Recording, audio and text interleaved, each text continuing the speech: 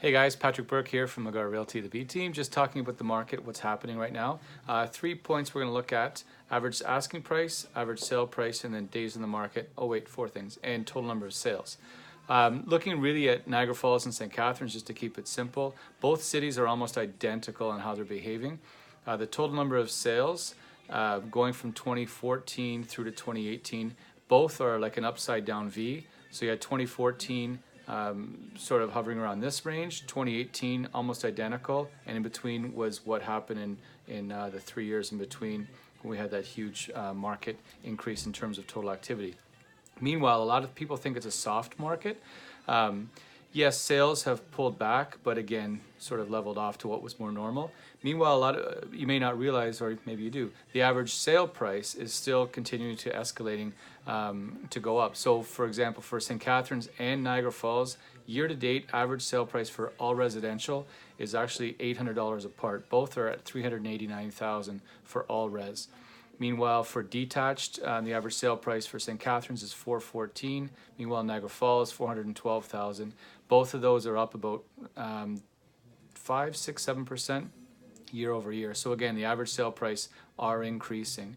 Meanwhile, the average asking price is really increasing. This is the thing we got to watch, because there's a growing discrepancy or gap between what things are actually selling for and what people are asking for. So all residential average asking price for St. Catharines in October was $477,000, which is up 17% from the year before.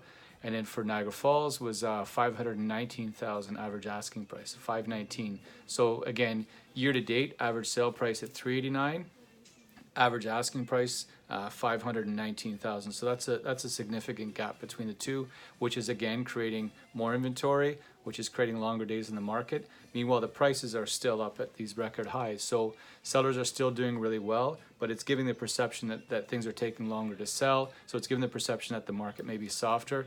If you're a seller, yes, it might take 35 days or 45 days to sell as opposed to 12 or 15, but in the end you're actually selling for more than you've ever had. In fact, in St. Catharines, every month in 2018 was higher than the corresponding month in 2017. And we were all going crazy about 2017's market, that it was incredible, and it was.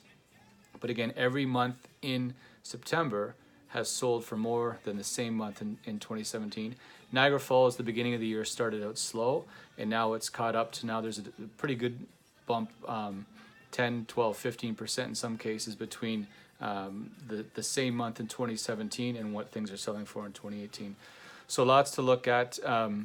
Again, days on market went way down in 2016-17, and now they've come back up. But similar to the total number of sales, you could draw a straight line almost between pre-2015 and now.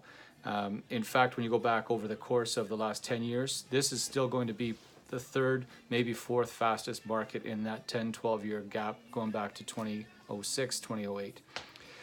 Wow. So there you go. That's a lot of info. I hope it makes sense. We're going to have a blog, depending on where you're looking at this, either below or above or somewhere to click, with it all in words and some data for you to have a look at.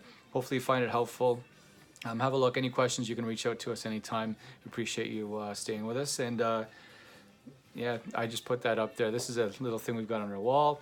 Reminds us that there are blue sunny days somewhere as it's snowing here in St. Catharines. Okay, cheers. Thanks. Hope it helps. Bye-bye.